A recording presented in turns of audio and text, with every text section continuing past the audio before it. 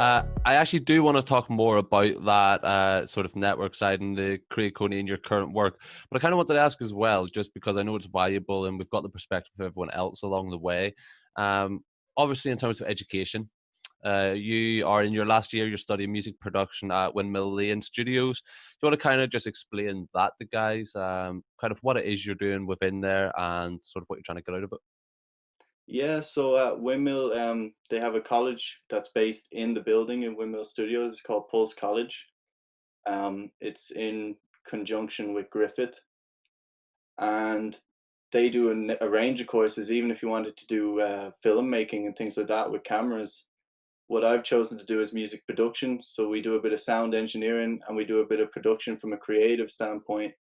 We're in there using their studios. They have 3 separate studios in there. We're using the desks. We're getting to know a range of new microphones, working with artists from a creative standpoint and from a very, very technical standpoint. And it's really meshing those two to make the best producer and engineer you can be. Yeah. Did you study music before going to there, or was it your completely first time out when you went to there to do music? I always loved music, but I was a science nerd. Yeah. So secondary school, I took all the sciences.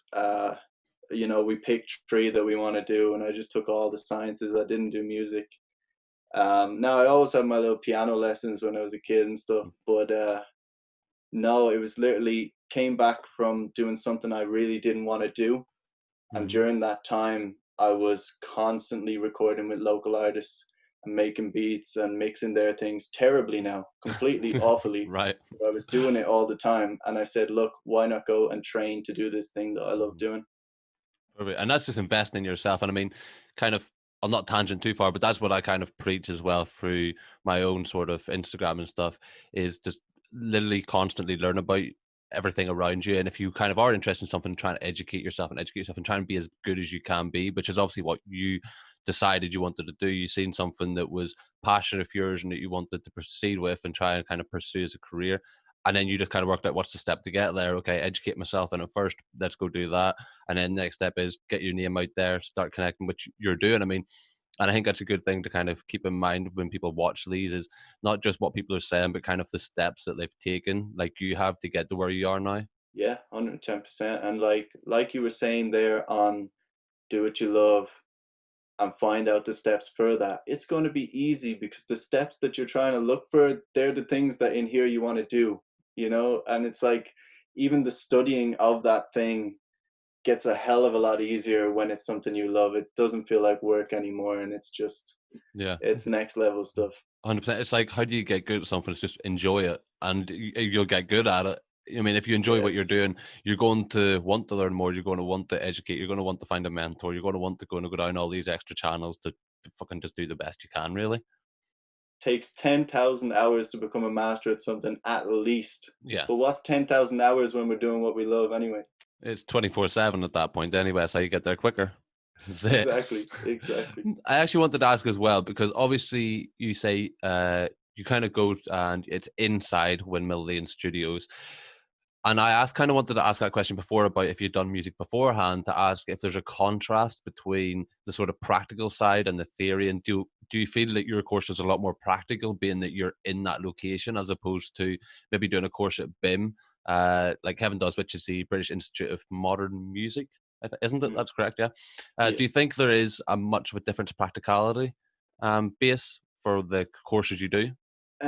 Yes. Now I'm not too aware of BIM, but I do know BIM do a production class as well, and they have a desk and they have some sort of studio space because what Mhm. we do would literally be impossible to learn without it being hands-on, technical, and Okay. there.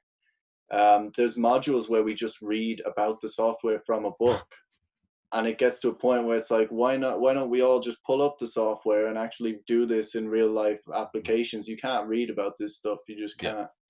And kids are doing just that. I mean, okay, I'm going to a place to learn this, but you could sit at home with Pro Tools open on the left of your computer and YouTube open on the right, and if you've got enough time, you will learn this and you'll get it done.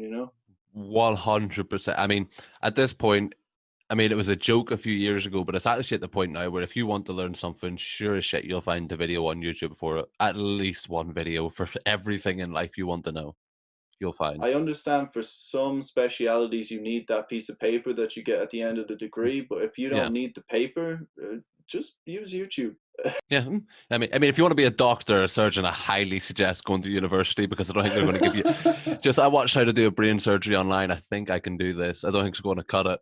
But yeah, No, I hundred don't want percent. that guy doing my surgery. No, or the pilot that has only ever flew a simulator, never flew a plane. Not having that either. Which, by the way, bringing it back to production, there's a lot of false information on YouTube from guys who are just kind of, doing their own thing and they learned it from another guy and it goes down the chain. And I've actually worked with lads on tracks and like YouTube trained lads, and they're great at some things and then they'll just do something that's absolutely stupid. And it's like, why did you do that? Oh, well, I saw a guy on a YouTube video do it. So there is, I think, working, whether it's in a college or not, working with other creatives who do the same thing as you is going to help you excel in your learning, because that's probably the most valuable part of the college experience for me. Is I'm in there with 10, 12 other amazing producers and I just send them a mix. They say, this is shit, that's horrible, this is what you do, and we learn and grow that way,